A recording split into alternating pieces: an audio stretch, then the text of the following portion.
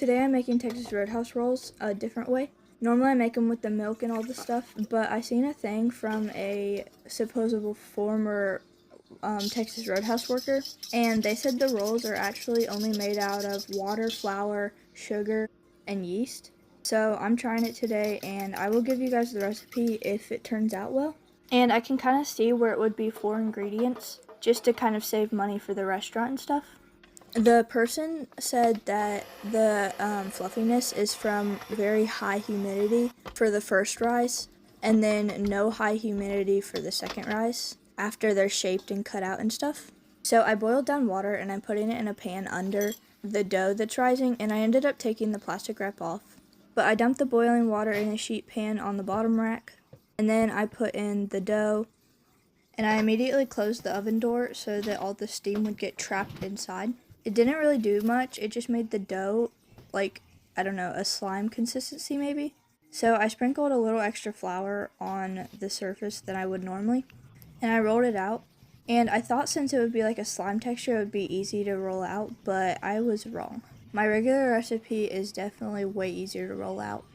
So then I cut these in strips, and then I cut them in half, and I fold them over. I think next time I'm just going to try to cut them in thicker squares, because they don't fold out weird as much, so that'll be an experiment for next time. I put them in the oven at 350 for 12 to 15 minutes, and normally 12 minutes is plenty for my regular rolls.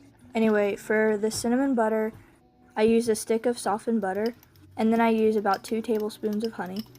I don't use powdered sugar. It tastes more identical to the actual Texas Roadhouse butter without it. And then I add in a tablespoon of cinnamon, and to get the consistency that the regular butter has, I freeze it for like 15 minutes and let it harden just enough, and then I whip it up and it gets that consistency. And then I smooth these over with about 2 tablespoons of melted butter. And normally my regular ones are way more golden brown than this, so I was kind of disappointed then. And I put them in the oven even for 18 minutes. They look fluffy, but then when I go to touch it, it just turns into a dough again. So I was really disappointed in these. The ones that are kind of wonky were not doughy, but they still didn't taste as good. But the cinnamon butter is spot on, as always. So you can use that recipe, but I do not recommend these rolls.